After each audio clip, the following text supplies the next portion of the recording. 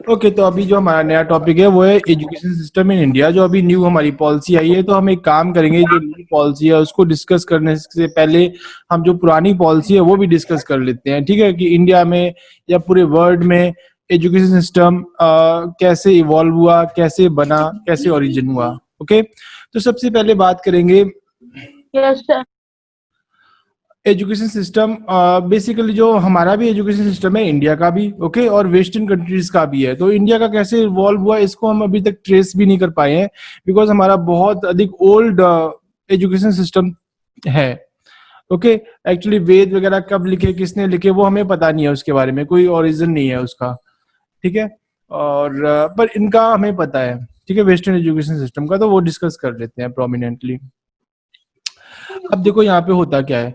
सबसे पहले actually education तो प्रोवाइड की जाती थी सभी को, लेकिन वो बेसिकली मिलिट्री एजुकेशन होती थी, या फिर जो गुड रिच, आफ्टरनून सर जी। हाँ गुड आफ्टरनून, जो रिच लोग होते थे उनको ही एजुकेशन मिलती थी। तो जैसे एक एथेंस था और एक था स्पार्टास, ओके, बेसिकली वो दोनों साथ साथ में ही कंट्रीज थे। तो क्या हुआ कि स्पार्टास से ना एथेंस हार गया, ठीक है?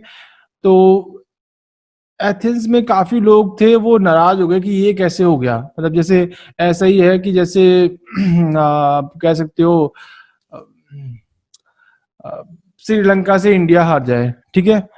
तो अब इसके पीछे वजह बताई गई थी वहां का एजुकेशन सिस्टम। ये कोई भी कंट्री होती है जो उसका उसकी ग्रोथ होती है वो वहां के अ, पढ़ाई के ऊपर डिपेंड करती है। फॉर एग्जाम्पल, जैसे अभी एग्जाम्पल रिसेंटली लो, चाइना है, वो डेवलप्ड है बिकॉज वहाँ की जो एजुकेशन सिस्टम है वो मोर प्रैक्टिकल है रेदर देन जो हमारे थ्योरेटिकल हमें पढ़ाया जाता है, कॉम्पिटिटिव एग्जाम में पूछा जाता है। तुमसे कभी ये नहीं पूछा जाएगा कि ऐप कैसे बनाते हैं, कोडिंग कैसे करते हैं, ओके? क्योंकि रिसेंटली अभी तो यही चल रहा है न्यू वर्ल्ड में, वो सब तो पुराना पुराना था जो हम अभी पढ़ रहे हैं। तो अब इन पे आ जाते हैं वेस्टर्न एजुकेशन सिस्टम पे। वैसे तो ये प्लेटो से पहले भी इवॉल्व हो गया था, लेकिन प्लेटो ने क्या किया, इसको फॉर्मलाइज कर दिया। उसने बताया क्लियर कट, कुछ सवालों के वो जवाब नहीं दे पाए, बट बहुत सारे सवालों के उन्होंने जवाब दे दिए। क्वेश्चंस थे कि भाई स्टार्ट कैसे करें एजुकेशन, कब से कब तक स्टार्ट करें, बच्चे को किस एज तक क्या पढ़ाना चाहिए, ठीक है? इनका जो एजुकेशन सिस्टम है मोस्ट ऑफ स्पार्टास से रिलेटेड है। एक्चुअली स्पार्टास नाम का एक कंट्री था, वहां पे के लोग थे उनको भी स्पार्टन्स ही बोलते थे। और उन्होंने इनकी वॉर हुई थी जेरोक्स के साथ। तो जेरोक्स की बहुत बड़ी आर्मी थी और वो लोग सिर्फ 21 थे, फिर भी उन्होंने जेरोक्स को हरा दिया। सोचो कैसे रहा होगा। ओके, ज्योग्राफिकल लोकेशन को ध्यान में रखते हुए। अब नेक्स्ट देखते हैं। तो भाई इन्होंने सबसे पहले बोला कि हम लोग एक काम करेंगे, जैसे मैं तुमसे पूछता हूं कि बच्चों को क्या पढ़ाना चाहिए, तुम्हें क्या पढ़ने में अच्छा लगता है? तो मैथ, जीके, और जीके, इंग्लिश, और साइंस, आईटी, आपके साइंस, लेक्चर, अच्छा, नहीं नहीं वो तो है, और मतलब तुम्हें सब्जेक्ट कौन सा अच्छा लगता है? Science, math, science, math, okay. IT. Well, चलो ठीक है, लेकिन मैथ एंड जीके।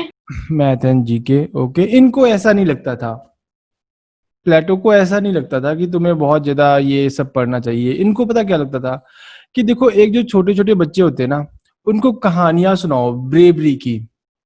जैसे कि तुम किसी की भी कहानी कर सकते हो, छत्रपति शिवाजी हो गए, महाराणा प्रताप हो गए, विक्रम बत्रा हो गए, ठीक है? इन सब की कहानियां तुम्हें पता होनी चाहिए। मतलब कि वो प्लेटो कहता था कि जो बच्चों को हमने सबसे पहले कहानियां सुनानी है, ठीक है, जो ग्रेट वॉरियर्स थे उनकी। इसके अलावा उनको और क्या सिखाना है? इसके अलावा उनको म्यूजिक और एक्सरसाइज करानी है, ठीक है? तो उनका देखो ये यहाँ पे उन्होंने थ्योरी दी थी, ये मैं एक वैसे ही बताया हुआ था कि जो 6 से लेके 10 साल के बच्चे हैं ना, उनको सिर्फ और सिर्फ म्यूजिक, कहानियां और एक्सरसाइज करानी चाहिए बस। कोई मैथ नहीं, कोई जीके नहीं, कुछ नहीं। कौन सी कंट्री? हाँ, ये एथेंस। ओके, अभी भी यही है वहां पे? नहीं अब नहीं है, अब नहीं है, अब चेंज हो गया। अब तो जो हमारा वाला नया आया वो वहां पे पहले से ही था।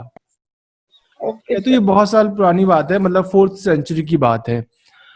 तो उन्होंने कहा बस इतने ही बच्चों को पढ़ाओ, 10 साल तक उनको कहानियां सुनाओ ग्रेट ग्रेट वॉरियर्स की, ग्रेट पर्सनैलिटीज की, ओके? प्लस उन्हें म्यूजिक में इंटरेस्ट होना चाहिए, प्लस वो एक्सरसाइज कर ले अपना, खेलते रहे सारा दिन, हमें इतना ही चाहिए। ओके। इसके बाद उन्होंने बोला 10 से लेके 20 साल तक हमें उसे मिलिट्री एजुकेशन देनी चाहिए। अब क्या पता आपकी कंट्री पे कोई अटैक कर दे, तो अगर बच्चों को मिलिट्री एजुकेशन होगी तो वो अपने कंट्री को डिफेंड कर लेंगे ना, बचा लेंगे ना अटैक से। अगर उनको कुछ होगा ही नहीं, पता ही नहीं होगा कि गन्स कैसे चलानी है, तो फिर तो वो काम खराब हो गया ना। तो जितना मर्जी अच्छा कंट्री बना लो, वो तो अल्टीमेटली हार ही जाएगा ना। तो इसलिए हमारे इंडिया में भी एनसीसी होता है, बच्चों को भी गन चलाना सिखा देते हैं थोड़ी बहुत, ठीक है। अच्छा, इसके बाद उन्होंने बोला भाई, इसके बाद उनका जो मेन फोकस था ना वो था मैथ। वो कहते सभी बच्चों को कंपलसरी मैथ पढ़ना है आगे, मतलब 10 साल के बाद। 10 साल से पहले नहीं, पहले तो वो अपने कहानियां वानियां जो पढ़ना है पढ़ो। 10 साल के बाद उनके लिए मैथ कंपलसरी था, और साथ में फिलॉसफी। ओके। और इसके बाद 35 ईयर तक यही पढ़ते रहेंगे। इसके बाद 35 से लेके 50 तक डायलेक्टिक्स करना चाहिए उन्हें। डायलेक्टिक्स पता क्या होता है? हाँ सर। ओके। बस ऐसी आर्गुमेंट, जैसे मैं तुमसे पूछूं लाइफ क्या है, पढ़ाई में तुमने क्या पढ़ा, जैसे जो हमारे क्वेश्चन आंसर एक टाइप का हो गया, कहीं भी क्वेश्चन आंसर लिखे हो वो डायलेक्टिक्स हो गए। ये अपने बच्चों के साथ ऐसे ही करते थे। इनकी अकेडमी टाइप की थी, तो इन्होंने दुनिया की सबसे पहली एजुकेशन, हायर एजुकेशन की अकेडमी भी खोली थी। और ये बच्चों से हमेशा बातें करते थे कि तुम्हारे हिसाब से न्याय क्या है, ठीक है। तो एक बोलता था जो अमीर है वही उसकी मर्जी है ही न्याय है। दूसरा कहता था कि झूठ ना बोलना न्याय है। तीसरा बोलता था ये तो आप पे डिपेंड करता है कि आप क्या समझते हो, ठीक है। इसकी इनकी कहानी भी है, बट वो हम नहीं पढ़ेंगे। इसके बाद 50 प्लस के बाद उन्होंने बोला कि भाई इन्होंने पूरे आंसर नहीं दिए बट कुछ हद तक दिए कि जब इंसान 50 साल तक पढ़ लेगा तो वो वेनोबिलेंट या फिलोसफर किंग बन जाएगा, उसके लिए एलिजिबल हो जाएगा। ओके। अब आगे देखते हैं। ये एजुकेशन सिस्टम एक्चुअल में वेस्टर्न में काफी सालों तक चलता रहा। 4th सेंचुरी से आगे यही सिस्टम चलता था, मतलब बच्चों को म्यूजिक और कहानियां एक्सरसाइज वगैरह कराते थे, ठीक है। ये एक्चुअल में एप्लीकेबल था वहां पे। इसके बाद क्या हुआ, इन्होंने एक बुक भी लिखी है जो actually exam point of view से काफी इंपॉर्टेंट है और एग्जाम्स में पूछते भी हैं। जैसे प्लेटो ने कौन सी बुक लिखी थी, जो इनकी सबसे फेमस बुक है ना वो है दी रिपब्लिक। बाकी की तो हमने 3 ऐसे ही लिख दी है, बट जो एग्जाम में आता है वो रिपब्लिक ही है, ठीक है। दी रिपब्लिक, बस यही तुम्हें याद रखना है कि ये जो फिलोसफर थे एजुकेशन से भी रिलेटेड है, और इन्होंने बुक कौन सी लिखी थी। अब नेक्स्ट देखते हैं, बाकी भी इनकी 2-3 बुक्स हैं ये, बट सबसे फेमस यही है। इन्होंने एक चीज और बताई, इन्होंने एक थ्योरी और दी। वैसे तो ये काफी, ये एक्चुअली अपने टाइम के, जब ये रहते थे 4th सेंचुरी में, अपने टाइम के सबसे इंटेलिजेंट पर्सन थे। मतलब उस टाइम जितनी भी नॉलेज पॉसिबल है वो इनके पास थी। ओके। अब एक और इन्होंने दी, प्लेटोज एलागोरी ऑफ केव। अब ये क्या है, ये कहते हैं कि देखो जो नॉलेज है वो तो जरूर लेनी चाहिए, ठीक है, लेकिन भाई वो राइट नॉलेज लो, गलत मत लो। कई लोग क्या होते हैं कि गलत नॉलेज आप में हमेशा र्यूमर्स बहुत ज्यादा होते हैं, मतलब कई कई बच्चों को कहानियां पता होती है बट वो गलत पता होती हैं, ठीक है। तो ऐसा नहीं होना चाहिए, ठीक है। तो उसने वेल दिखाया भी है कि देखो ये बहुत सारे लोग हैं जो आप यहाँ पे हो, इस जगह पे इधर बैठे हो यहाँ पे, ठीक है। तो ये जो आपको दिखा रहे होते हैं बस परछाई होती है, शैडो होती है, कुछ रियलिटी नहीं दिखाते हैं आपको। रियल रियल जो बात है वो नहीं कोई बताता, ठीक है। सिर्फ आपको मिस गाइड करते हैं लोग, गाइडेंस के नाम पे, ठीक है, इन्फॉर्मेशन के नाम पे मिस इन्फॉर्म करते हैं, और आपको मोटिवेट करते हैं गलत काम करने के लिए, गलत डिसीजन लेने के लिए, और आप ले भी लेते हो बट बाद में रिग्रेट करते रहते हो। ये चीज उसको तब पता थी, अभी तो ये बात प्रैक्टिकल है ही, ठीक है, कि हम राइट टाइम पे सही डिसीजन लेते नहीं है, गलत चीज में जल्दी मोटिवेट हो जाते हैं। तो उसने ऐसा बताया था, जो टीचर होता है वो एक्चुअल में आपको बताता है कि भाई ये सब चीज गलत है, यहाँ से ऊपर आओ, जो ऊपर आके देखोगे तो वो रियल लाइट तुम्हें दिखाई देगी, ठीक है। Means true knowledge, authentic knowledge जो फॉल्स ना हो किसी भी तरह से।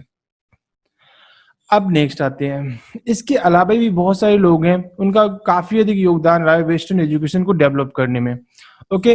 जैसे मैरिया मॉन्टेंसरी है, इसके ये जैसे थी, इन्होंने एक और सिस्टम मॉन्टेंसरी स्कूल ऑफ थॉट निकाला था। देखो हर एक बच्चों के ना इस एक वो होता है पार्ट, मॉन्टेंसरी क्लास, ठीक है। तो वो क्या होता है, इन्होंने बोला था कि जो बच्चे हैं ना, जो हम आज सबसे अधिक मना करते हैं बच्चों को, कि जैसे टीचर्स होते हैं तो वो क्लास में क्या बोलते हैं, चुप बैठो, चुप बैठो, बातें मत करो। ये उसका अपोजिट थी। ये कहती थी बच्चों को आप टाइम दो, वो आराम से बैठ के बाकी बच्चों के साथ बातें करें, ठीक है, और इससे जो उनकी नॉलेज बढ़ेगी। उनको चुप बैठने के लिए मत बोलो और तुमने जो पता है वो मत बोलो, ठीक है, वो लिमिटेड टाइम के लिए बोलो, अधिकतर टाइम उन्हें आपस में बात करने दिया करो। ओके। ओके सर जी। हाँ, ये इसके बाद अभी भी वेस्टर्न एजुकेशन में ऐसा टाइम होता है, मतलब फ्री पीरियड दे देते हैं, आप आराम से खेलो बातें करो, कोई प्रॉब्लम नहीं है, ठीक है। इसके अलावा एक और था, एक और थे जर्मन फिलोसफर, और एक सिस्टम था, वो सिस्टम था क्या, किंडरगार्टन का, जैसे केजी सिस्टम नहीं, एलकेजी यूकेजी वगैरह। ओके, तो ये इन्होंने एस्टेब्लिश किया था, ये फिलोसफर थे जर्मनी के, फ्रेडरिक फ्रॉबेल। ये एक इम्पॉर्टेंट चीज है, who has introduced KG system. आज हम एजुकेशन की बात कर रहे हैं तो पूरा एजुकेशन पढ़ेंगे, ठीक है, स्टार्टिंग से लेके एंड तक।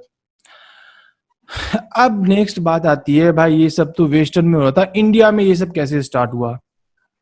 अब इंडिया में हो क्या रहा था, देखो एक्चुअली जो हमारा एजुकेशन सिस्टम है उसमें किसी का नाम नहीं पता हमें, जैसे इनका हमें पता है, प्लेटो का पता है, फेडरिक का पता है, मोंटेस्री का पता है। जो हमारे इंडिया का एजुकेशन सिस्टम है हमें पता ही नहीं है वो कब स्टार्ट हुआ, किसने स्टार्ट किया, कैसे इवॉल्व हुआ, वो इतना अधिक पुराना है, ठीक है। बस थोड़ा थोड़ा पता है कि भाई जो हमारा एजुकेशन सिस्टम है वो आप ओरली उसको याद कर सकते हो, मतलब हमारे एजुकेशन सिस्टम जैसे कि जो वेद होते हैं, मंत्र होते हैं, वो हमेशा उनको क्रैम मतलब याद करना बहुत आसान होता है, क्योंकि वो लास्ट लाइन हमेशा रिपीट करते हैं। तुमने देखा होगा जो जो संस्कृत में श्लोक होते हैं, वो पहले वन लाइन होगी फिर दूसरे में ऐसी लाइन पड़ी होगी, ठीक है, तो उसका भी मतलब होता है कि आधा वो रिपीट हो रहा होता है बार बार एक सेंटेंस। तो इससे क्या होता है कि हमारा एक अलग ही सिस्टम था। ओके, बट बाद में वो नॉलेज काफी पुरानी हो गई, और जो नई नई इवोल्यूशन होने, जैसे कि आप सोचो, जो पहले के बच्चे होते थे, जब पहले के लोग होते थे आज से 20 साल पहले, उनको कभी होता ही नहीं था कि ऐप वगैरह डेवलपमेंट या कुछ वेबसाइट वगैरह नाम की भी कोई चीज होती है, ठीक है। वो तो नॉर्मल ये अपना ऑफिस जाएंगे, कुछ काम करेंगे, और नॉर्मल काम होते थे, ऐसे नहीं होते थे। तो मतलब अब सिचुएशन चेंज हुई है, तो अब तुम्हें भी कोडिंग सिखाएंगे, ऐसा उसमें लिखा हुआ है, जो नया एजुकेशन पॉलिसी आई है कि जो क्लास 6 से बच्चों को कोडिंग स्टार्ट कर देंगे, ठीक है। क्योंकि जो बीटेक वगैरह में जाते भी हैं उनको एक्चुअल में ना कोडिंग आती है ना कुछ बनाना आता है, सिर्फ नाम की बीटेक कर लेते हैं। एक ऑर्गेनाइजेशन है उसने फाइंड किया कि इंडिया में 95% तो ऐसे बच्चे हैं बीटेक वाले जो एक प्रोग्राम तक नहीं लिख सकते बिना एरर के, बिना बग्स के। एरर कोई वो लोग बग्स बोलते हैं कंप्यूटर की लैंग्वेज में, ठीक है, तो बार बार उसको डीबगिंग करना पड़ता है। अब आगे देखो, ये सब जैसे ब्रिटिशर्स इंडिया में आए तो अपने साथ वो ये सब सिस्टम भी ले आए, ठीक है। अब और क्या होता है, तो यहाँ पे एक इंसान था जिनका नाम था लॉर्ड विलियम बेंटिक, उनको बोला जाता है father of modern western education system, ठीक है। मतलब ऐसा नहीं हुआ कि अचानक से ही यहाँ पे आके सब इंग्लिश पढ़ने लग पड़े। जो ब्रिटिश गवर्नमेंट थी उसने बहुत ज्यादा पैसे खर्च किए।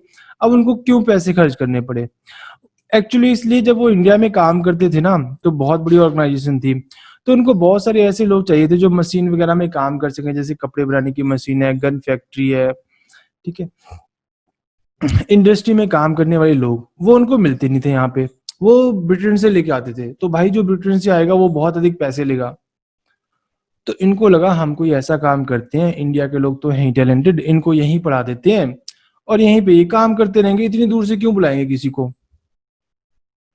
तो फिर इन्होंने कहा कि भाई तो थोड़ा बेस तो बनाना पड़ेगा, मतलब ऐसी तो नॉलेज आ नहीं जाएगी सभी को, ऐसे तो ये सब पता नहीं लगेगा, मशीनें वगैरह चलाना हम हमारे इंडिया में था ही नहीं ऐसा कोई कल्चर।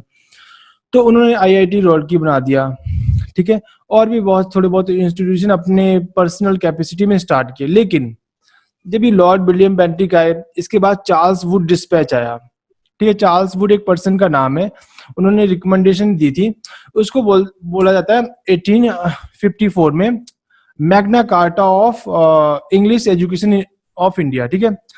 अब जो basically English education means university, college या लिटरेचर इंग्लिश का, वो सब बढ़ाया इन्होंने, चार्ल्स वुड डिस्पैच ने, और एक और थे जिनका नाम था मैक्योले, जॉन मैक्योले, ठीक है। इन्होंने बोला कि भाई अब पढ़ाएं कैसे इन लोग को इंग्लिश में, तो बोला कि देखो हमारे पास लोग तो है नहीं जिनको बहुत ज्यादा इंग्लिश आती हो, ठीक है, तो एक काम करते हैं, जो बचपन की पढ़ाई है ना, मतलब कि up to class 5th 6th, तो वो हिंदी में करा देंगे, ठीक है, अप टू 10th, ठीक है, और जो हायर एजुकेशन है वो इंग्लिश में करा देते हैं, तब तक बच्चे भी डेवलप हो जाएंगे और हायर एजुकेशन देने के लिए हमारे पास प्रोफेसर भी हैं, बहुत सारे बच्चों को पढ़ाने के लिए इतना कुछ है नहीं हमारे पास। तो इसीलिए देखा जाए तो इंडिया में जो चाइल्ड एजुकेशन है ना, वो बहुत अधिक वीक है। बच्चों को जो अच्छी नॉलेज मिल ही नहीं पाती, अच्छा कोई है ही नहीं, कोई ना कॉलेज है ना कुछ स्कूल है, जैसे जो भी है वो आधा गलत पढ़ा रहे होते हैं, ठीक है। क्योंकि देखो एक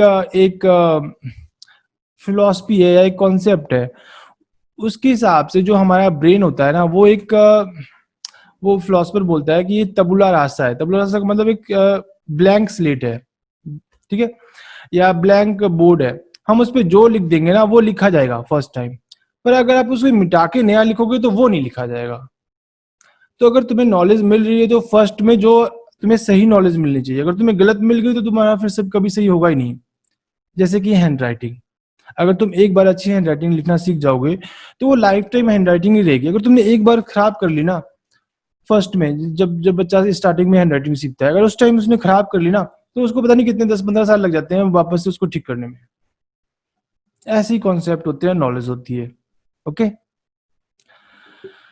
तो नेक्स्ट आगे क्या होता, इन्होंने एक प्रोविजन निकाला कि हर एक प्रोविंस में, जैसे उस टाइम पे ना बहुत बड़े बड़े प्रोविंस होते थे, जैसे पंजाब प्रोविंस अलग हो गया, मद्रास प्रोविंस अलग हो गया, ओके, बंगाल प्रोविंस बहुत बड़ा बंगाल था, तो वहां पे एक एक हम एजुकेशन डिपार्टमेंट बनाएंगे और उनको फंड्स भी देंगे, ठीक है, ये लोग पैसे भी देते थे। आगे जो प्राइमरी एजुकेशन है वो हिंदी में होगी और जो हायर एजुकेशन है वो इंग्लिश में होगी। इसको वो लोग बोलते हैं वर्नाकुलर। वर्नाकुलर मतलब दो लैंग्वेजेस, कि पहले आप हिंदी में पढ़ लो फिर आप इंग्लिश में पढ़ लो, ठीक है। और इन्होंने हमें 4 यूनिवर्सिटी भी बनाई। फर्स्ट में 3 बनाई थी, जैसे बॉम्बे, कलकत्ता, मद्रास, और इसमें भी जो सबसे पहले इंडिया की यूनिवर्सिटी थी वो थी कलकत्ता यूनिवर्सिटी। सबसे पुरानी, इंडिया की सबसे पुरानी जो यूनिवर्सिटी है वो है कलकत्ता यूनिवर्सिटी, ठीक है। और सबसे पुराना आईआईटी रुड़की अभी हमने किया। नेक्स्ट, और इन्होंने जो एक सिस्टम निकाला वो था 10+2+3।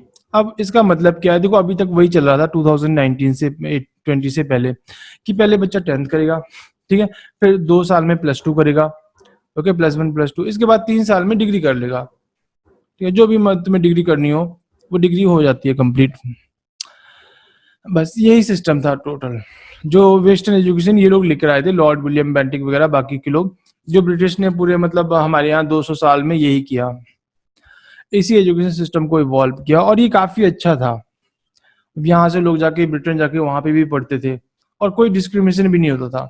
सिर्फ एक बार ही एक राजा के साथ हुआ था, वो बेचारा राजा वहां पे किंग था इंडिया का, राजस्थान से गया था, तो वो ना रात में नाइट सूट पहनते हुए था, तो दिन में सुबह वैसे ही चला गया एक कंपनी में, रॉयल्स रॉयल कंपनी, ठीक है, वो कार बनाने वाली कंपनी है, तो उसको कार बड़ी पसंद आई, पर वहां के मैनेजर को लगा ये मतलब नाइट सूट में यहाँ घूम रहा है, इसने क्या ही कार खरीदनी है, उसको वहां से निकाल दिया, ठीक है, क्योंकि जो मैनेजर्स लोग होते हैं ना वो कपड़े देख के देखते हैं कि हाँ ये पर्सन खरीद भी सकता है कि नहीं खरीद सकता इतनी महंगी कार। वो वापस इंडिया आ गया इंडिया से उसने क्या फिर किया कि बोला कि मैं ना अब मुझे यहाँ पे राजा बन के, फिर उसमें राजा तो था ही पहले से, उसने ऑर्डर निकाला कि मुझे ना इतनी रॉयल्स रॉयल चाहिए, उसने लगभग 7 मंगाई, 7 या 8 मंगाई, और पूरे अपनी सिटी में ना उनसे झाड़ू पोछा करवाया, मतलब जो कारें थी ना उनसे कूड़ा उठवाया, ठीक है। अब ये चीज बहुत खराब हो गई उसकी कंपनी की ब्रांडिंग के लिए, फिर उन्होंने माफी मांगी किंग से कि भाई देखो हमने गलती से आपको ऐसे किया था, आप इनसे कूड़ा मत उठवाइए, इससे हमारी ब्रांड वैल्यू खराब होती है, लोगों ने परचेज करना बंद कर दिया, कहते कि जिस गाड़ी से एक इंडियन किंग अपने कूड़ा वूड़ा उठाता है उससे हम क्यों उसमें बैठेंगे, ठीक है। तो ऐसा एक बार ही हुआ था, बाकी किसी का एंट्री मतलब आप जब भी वहां पे कोई ऐसा सिस्टम नहीं था, ठीक है, डिस्क्रिमिनेशन का। ओके, इंडिया में होता पर वहां पे ऐसा नहीं था। लंदन काफी अच्छी प्लेस थी, वहां पे पूरी दुनिया से लोग आते थे पढ़ने के लिए, जो यूएसए के लोग थे वो भी वहां पे पढ़ने के लिए आते थे। ओके, तो ये सिस्टम था, ये पूरा इंडिया में आ गया, इवॉल्व हो गया। अब यही चलता था अब तक पहले भी यही चलता था, ओके। अभी थोड़ा बहुत चेंज हुआ है। अब आगे देखो क्या होता है। आगे टोटल 3 इंट्रोडक्शन हुए, 3 बार इसको मतलब हमने चेंज किया। एक बार इंदिरा गांधी लेके आई थी 1968 में, ठीक है, न्यू एजुकेशन पॉलिसी।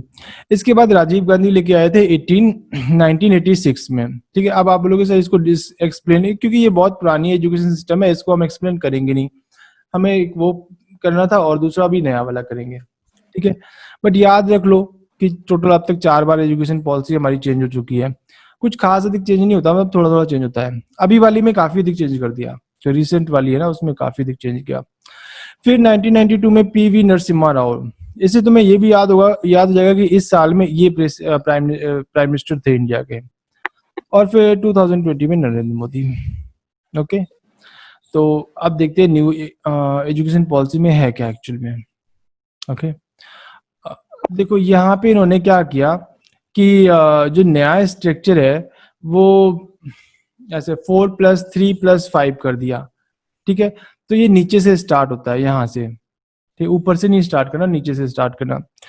अब उन्होंने बोला कि जो 5 ईयर का सिस्टम है, प्री स्कूलिंग मतलब क्लास 2 तक, LKG UKG सब मिला के उसमें +1 और 2 मिला के 5 ईयर हो गए।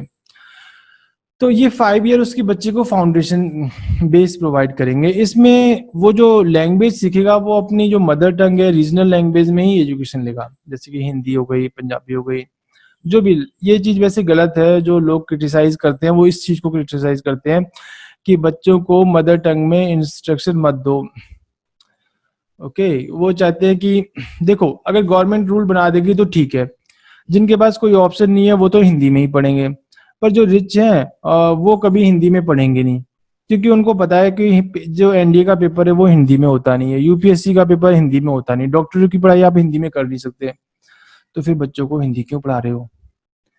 या तो ऊपर भी हिंदी डेवलप करो, एमबीबीएस भी हिंदी में कराओ और एनडीए का पेपर भी हिंदी में निकालो, आईएएस आईपीएस बनने का भी पेपर हिंदी में निकालो। आईएएस का तो हिंदी में आता है लेकिन पास नहीं करते किसी को, सिर्फ 7 बच्चे पास होते हैं पूरे 1000 में से।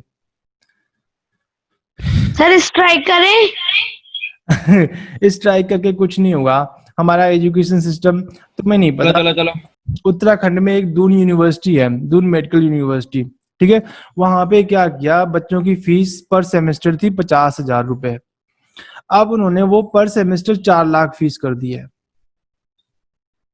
तो सोचो बच्चे वो 1 साल से स्ट्राइक ही कर रहे हैं कि भाई हम 4 लाख पर सेमेस्टर क्यों, कैसे फीस देंगे? और हिली एरिया में इतनी अधिक इनकम भी नहीं होती, सिर्फ टूरिस्ट का ही थोड़ा बहुत होता है। तो बच्चे पढ़े ही ना उसमें। तो क्या है, 1 साल से बहुत प्रॉब्लम में है, कहते हैं हमने फर्स्ट फीस तो बड़ी मुश्किल से दे दी लोन वगैरह लेके, अब दूसरी फीस कैसे? ये उत्तराखंड देहरादून में ये जो आप वो बता रहे हो, हाँ, यूनिवर्सिटी, इनका 1 साल से ऐसे ही चल रहा है। पहले वहां पे कुछ सिस्टम था कि आप अगर 50,000 एक कोई सिग्नेचर कराते थे कि तुमने पहले की 3 साल ना किसी गांव वगैरह में सर्विस देनी है, तो हम तुम्हारी फीस 50,000 कर देंगे। बाद में उन्होंने वो कैंसिल कर दिया, तो अब फीस हो गई है 4 लाख। सर ये पर ईयर है पर मंथ है? ये पर ईयर है, अच्छा पर ईयर है ना। तो वो कहते हैं कि हिली एरिया में इससे इतनी कम इनकम। तो गुरुकुल ज्योति सर की है। हाँ, तो तभी तो मैं कहता हूँ अभी तुम्हारे पास चांस है, अच्छी तरह पढ़ो, क्लास 12 तक कर लो, यूनिवर्सिटी जाओ ही ना जहाँ पे इतनी अधिक फीस लग रही है, ठीक है। और अपना एनडी का एग्जाम वगैरह क्लियर कर लो। पढ़ना अभी भी है, पढ़ना बाद में भी है। अच्छा जी, ओके, तो चलो फिर आगे करते हैं। इसके बाद उन्होंने बोला कि भाई ये गवर्नमेंट ने बोला तो है कि हम उसमें करेंगे, पर ये करना नहीं चाहिए एक्चुअल में, क्योंकि वो लोग तो मानेंगे नहीं और जो उनके पास कोई ऑप्शन नहीं है वही सिर्फ हिंदी में पढ़ेंगे। आगे 3 से लेके फिर ये क्लास 3 से लेके 5 तक प्रिपरेटरी स्टेज होगी, इसमें भी उनको थोड़े से सब्जेक्ट इंट्रोड्यूस कराएंगे। इसके आगे क्लास 6 से लेके 8 तक मिडिल होगी, इसमें उनको जैसे हिस्ट्री, ज्योग्राफी, पॉलिटी, फिजिक्स वगैरह अभी भी यही है, तो सेम ही रहेगा, क्लास तो सेम ही रहेगी, सब्जेक्ट भी सेम रहेगा, बुक्स भी सेम रहेंगी, बस पैटर्न चेंज कर दिया। फिर क्लास, हाँ, इसमें ऊपर में सबसे अधिक चेंज किया, इसमें भी देखो ये थोड़ा इंपॉर्टेंट है, क्लास 9 से लेकर 12 तक अभी क्या होता था, सबसे अधिक प्रॉब्लम बच्चों को 10th में आती थी कि एक बार पेपर होना, बोर्ड एग्जाम होने। इन्होंने वो पैटर्न कर दिया जो सिर्फ इंडिया में एक स्कूल में पहले से चल रहा था। ओके, वो है RIMC। ये एजुकेशन पॉलिसी आने से पहले ही RIMC में 10th के पेपर 2 साल, एक साल में 2 बार होते थे। तो अब पूरे इंडिया में वही सिस्टम चलेगा जो RIMC में था कि साल में 2 बार बोर्ड एग्जाम होंगे। तो एक बार आपने नहीं दे पाया तो दूसरी बार दे लो, एक बार अगर कुछ नहीं मार्क्स है तो दूसरी बार पेपर कर लो, तो तुम्हें इतनी प्रॉब्लम नहीं आएगी। ठीक है। और 12th के बाद भी इन्होंने एक सिस्टम निकाला हुआ है, क्रेडिट सिस्टम। उसमें क्या है कि जैसे कोई इंसान कॉलेज में जाता है, आजकल क्या है यूनिवर्सिटी कॉलेज में कि बच्चे के साथ फर्स्ट ईयर में तो बड़ा अच्छा व्यवहार करते हैं, ठीक है, क्योंकि उससे फीस लेनी होती है। अब एक बार उन्होंने फीस ले ली, इसके बाद ना आपको कोई टीचर देंगे, ना क्लास देंगे, कुछ नहीं देंगे, आप जो मर्जी करो, क्योंकि उनको पता होता है बच्चे ने 3 साल तो करना है, कहाँ जाएगा। अब थोड़ा चेंज कर दिया है कि भाई बच्चा 1 साल के बाद भी यूनिवर्सिटी से निकल सकता है, उसको सिर्फ डिप्लोमा दे देंगे। ठीक है, यहाँ पे आई थिंक स्लाइड नहीं बनी है। ठीक है, तो अगर कोई, हाँ ये देखो ये बना हुआ है, यहाँ पे देख सकते हो कि अब नया सिस्टम 12th पास तो उसने कर ली, ठीक है, 12th तो पास हो गया। इसके बाद क्या होगा, जब कॉलेज में जाएगा यूनिवर्सिटी में, तो जो अगर फर्स्ट ईयर है, बहुत बार ऐसा होता है कि इवन IIT में एडमिशन मिलने के बाद भी बच्चे ड्रॉप आउट कर देते हैं। ठीक है, बिकॉज जो उनको नॉलेज चाहिए वो वहां पे मिलती नहीं है, जो स्किल सेट के साथ जितनी प्रिपरेशन के साथ वहां पे जाते हैं। तो इन्होंने बोला कि अगर आप फर्स्ट ईयर के बाद ड्रॉप आउट करोगे तो हम आपको एक सर्टिफिकेट दे देंगे, आप जब दोबारा एडमिशन लोगे तो आपको फर्स्ट ईयर में नहीं पढ़ना पड़ेगा, आप ये लेके जाओ, जब आओगे दोबारा तो आपको क्रेडिट मिल जाएंगे कुछ। ठीक है, और वो क्रेडिट आप यूज कर लेना और दोबारा से सेकेंड ईयर में एडमिशन ले लेना। सेकेंड ईयर भी कंप्लीट कर लोगे तो आपको डिप्लोमा मिलेगा, अगर आप जाना चाहो तो डिप्लोमा लेके जा सकते हो। थर्ड ईयर भी कंप्लीट कर लोगे तो आपको डिग्री मिल जाएगी प्रॉपर और आप जा सकते हो यूनिवर्सिटी से। इसके बाद भी तुम 1 साल पढ़ सकते हो, उसमें क्या होगा, degree and research, degree of research work. ठीक है, उसमें आपको डिग्री तो मिलेगी, साथ में ये भी लिखा होगा कि he has done research work. अब अगर तुम ये कर लेते हो तो जो इसके बाद अगर 4 साल डिग्री में लगा लेते हो तो नेक्स्ट ईयर जो मास्टर डिग्री करोगे उसमें सिर्फ 1 साल ही लगाना पड़ेगा, अभी 2 साल लगाने पड़ते हैं। तो तुम इसे यहाँ से काउंट कर लो, अगर यहाँ से छोड़ोगे तो फिर ये बाकी करने पड़ेंगे। अगर डिग्री लेके चले जाओगे फिर मास्टर डिग्री 2 साल की हो जाएगी, अगर रिसर्च में भी कर लोगे तो फिर 1 साल में मास्टर हो जाएगी। बस इतना ही है, और इसके अलावा और भी कुछ है, वो देखो नई नई चीजें क्या इंट्रोड्यूस की है। अब जो मोर प्रैक्टिकल नॉलेज के ऊपर फोकस करेंगे हम लोग, ठीक है, बच्चों को मोर ऑप्शन दे देंगे। जैसे अभी तक तुम्हारे पास सिर्फ यही था, या तो आर्ट्स ले लो, या तो इंजीनियरिंग कर लो, या तो डॉक्टर बन जाओ। तो मोस्ट ऑफ दी बच्चे सोचते थे कि हम चलो बीटेक कर लेते हैं, क्योंकि डॉक्टर बनने वाला तो अपन से होगा नहीं। ठीक है, तो इंजीनियरिंग कर लेते, PCM फिजिक्स केमिस्ट्री मैथ ले लेते हैं, बस एक ही सबका काम था। वो उन्होंने खत्म कर दिया है। अब आपको कोई भी सब्जेक्ट लोगे ना, जो पहले वोकेशनल सब्जेक्ट होता था वो ऐड नहीं होता था, आप अपनी मर्जी से पढ़ सकते हो, अब वो एज ए सब्जेक्ट काउंट किया जाएगा। जैसे फॉर एग्जांपल म्यूजिक, आपको 3 सब्जेक्ट की जगह आप 2 में फिजिक्स केमिस्ट्री रख लो, एक में मैथ की जगह म्यूजिक रख लो, या मैथ की जगह पॉलिटिकल साइंस रख लो, या मैथ की जगह इकोनॉमिक्स रख लो। ठीक है, तो बच्चों के लिए अधिक ऑप्शन दे दिए गए हैं, बट ये चीज पता नहीं कितनी एप्लीकेबल होगी कि नहीं होगी, बिकॉज स्कूल वगैरह एकदम रिजिड होते हैं, एक क्लास में इतने बच्चे और सेम सब्जेक्ट के साथ बिठाते हैं, ताकि उन्हें अधिक कोई टीचर वगैरह ना रखने पड़े, या ऐसे कुछ चलता रहे काम। ओके, और डिस्क्रिमिनेशन सब्जेक्ट में नहीं होगा कि ये आर्ट्स का, ये साइंस का है, आपने साइंस में रखना है तो फिजिक्स केमिस्ट्री मैथ ही पढ़ना है। तुम 2 साइंस के रख लो, एक साइंस का रख लो, फिजिक्स पढ़ लो, क्योंकि बहुत सारे ऐसे साइंटिस्ट भी है, तुम्हें पता होगा फिजिक्स में भी 2 ब्रांचेस होती हैं, एक प्रैक्टिकल होती है, एक थ्योरेटिकल होती है, थ्योरी टाइप की। जो स्टीफन हॉकिंस थे वो थ्योरेटिकल फिजिक्स में साइंटिस्ट थे। ठीक है, वो इक्वेशन वगैरह सॉल्व नहीं कर सकते थे, करते थे या करते भी नहीं थे, वो सिर्फ यही अनुमान लगाते थे कि भाई ये जो ब्लैक होल्स वगैरह है, यूनिवर्स है, कैसे वर्क करता है, कॉस्मोपॉलिटन। ठीक है, कॉस्मोलॉजी बेसिकली वो सब्जेक्ट होता है। और ये तो बता ही दिया है 2 time board exam in year, ठीक है। और एक और इन्होंने काम किया है कि भाई जो मिनिस्ट्री ऑफ ह्यूमन रिसोर्स है, आज तक ये जीके का क्वेश्चन होता था कि भाई एजुकेशन किस मिनिस्ट्री के अंडर आती है, क्योंकि एजुकेशन मिनिस्ट्री तो थी नहीं, तो लोगों को समझ नहीं आता था कि एजुकेशन कौन सी मिनिस्ट्री के अंडर आती है, उनको लगता था होम मिनिस्ट्री के अंडर आती होगी, ठीक है। अब उसके लिए एक्चुअल में आती थी ह्यूमन रिसोर्स एंड डेवलपमेंट, उसका नाम था। अब उसको हटा दिया गया है, अब ह्यूमन रिसोर्स डेवलपमेंट की जगह एक प्रॉपर मिनिस्ट्री बना दी जिसका नाम ही रखा मिनिस्ट्री ऑफ एजुकेशन। जैसे अभी तक था ministry of defence, home ministry, okay, ministry of commerce, उसी तरह से मिनिस्ट्री ऑफ एजुकेशन, ठीक है। इसका तो रीनेम कर दिया, ठीक है। ई कंटेंट भी मिलेगा बच्चों को फ्री ऑफ कॉस्ट, ओके, कि जैसे अभी कंटेंट नहीं मिल पाता कुछ पढ़ने के लिए, जो बुक्स नहीं परचेज करना चाहते हैं, सभी को बुक्स मतलब ऐसे 6-6 हज़ार की परचेज करानी है, वो चीज खत्म कर देंगे। आप एक टैबलेट ले लो 10,000 का, उसमें सारी की सारी बुक्स पढ़ लो, ठीक है, पेपरलेस एजुकेशन। हाँ, और ये चीज जो क्रिटिसिज्म हमने की थी कि medium of instruction will be in regional language, अब इसमें जो उन बच्चों की पोस्टिंग होती है उनको प्रॉब्लम आएगी। एक साल पंजाब में रहेंगे तो पंजाबी पढ़ेंगे, फिर जाएंगे गुजरात में तो गुजराती पढ़ेंगे, बंगाल में तो बंगाली पढ़ेंगे। एक जगह रहते हैं वो तो ठीक है, पर जिनकी पोस्टिंग होती रहती है वो प्रॉब्लमेटिक है, ठीक है। इसके लिए भी कुछ करना चाहिए। वैसे तो केंद्रीय विद्यालय बने हैं, सैनिक स्कूल भी बने हैं, वहां पे चले जाओ और बार बार पोस्टिंग वगैरह से, ठीक है। पर उसमें भी एडमिशन मुश्किल से होता है, बहुत जगह केंद्रीय विद्यालय है ही नहीं, मिलते ही नहीं आपको। और easy entry and easy exit, आप कभी भी कॉलेज छोड़ के जा सकते हो, स्कूल छोड़ के जा सकते हो, और जब मर्जी दोबारा एडमिशन ले लो, ठीक है। अभी ऐसा नहीं होता, अभी +2 का मतलब +1 की कोई वैल्यू नहीं है अगर +2 नहीं की तो, ठीक है। वर्चुअल लैब होंगी, मतलब ऐसे कंप्यूटर पे लैब, कंप्यूटर के अंदर ही तुम उसमें पुट कर दोगे इतना % ये, इतना % ये, तो रिजल्ट क्या आएगा, ओके। क्रेडिट ट्रांसफर पॉलिसी आएगी, सभी को हर क्लास के क्रेडिट मिलेंगे, भाई तुम्हें इतने क्रेडिट मिल गए, मिनिमम तुम्हें इतने चाहिए, 50 में से 60 क्रेडिट चाहिए, तो तुम जब मर्जी 60 तुम्हारे पूरे हो जाएंगे, तुम्हें डिग्री मिल जाएगी, ठीक है। और इसके अलावा ये सब तो हमने कर ही लिया है। हाँ, एक और गवर्नमेंट ने ग्रांट किया है, गवर्नमेंट ने बोला है कि हम ना जो वर्ल्ड की टॉप 10 यूनिवर्सिटीज हैं उनको इंडिया में आने का मौका देंगे, और वो यहाँ पे आकर अपनी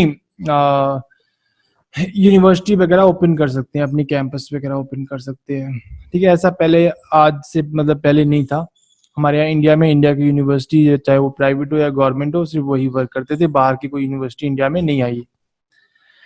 आना तो वो चाहते थे पर गवर्नमेंट ने कभी परमिट नहीं किया उनको, तो अब ये भी नया काम हो गया है। इसके अलावा और भी हमने इसमें पीपीटी में काफ़ी कुछ लिखा हुआ है कि भाई न्यू एजुकेशन पॉलिसी, जो पहले था सिस्टम वो चेंज हो गया, इतना ही था। और जो इसका मतलब है, जो इनरोलमेंट है वो बढ़ाया जाएगा, और एक यूजीसी वगैरह एक होता था यूनियन ग्रांट कमीशन, और ये टेक्निकल एजुकेशन के लिए अलग से होता था, इन सबको मर्ज कर देंगे, सिर्फ मिनिस्ट्री ऑफ एजुकेशन ही रखेंगे, बाकी सब खत्म, ठीक है।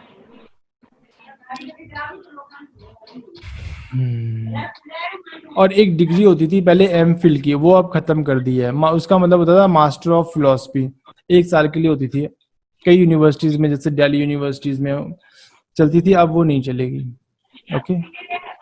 और इसके अलावा बस ये 10 15 5+3+3+4 ये नया पैटर्न है, और छोटे बच्चों को काफी वोकेशनल, या छोटे हो बड़े हो सभी को वोकेशनल एजुकेशन मिलेगी। अब किसी ने कुछ डाउट पूछना है तो पूछ सकता है।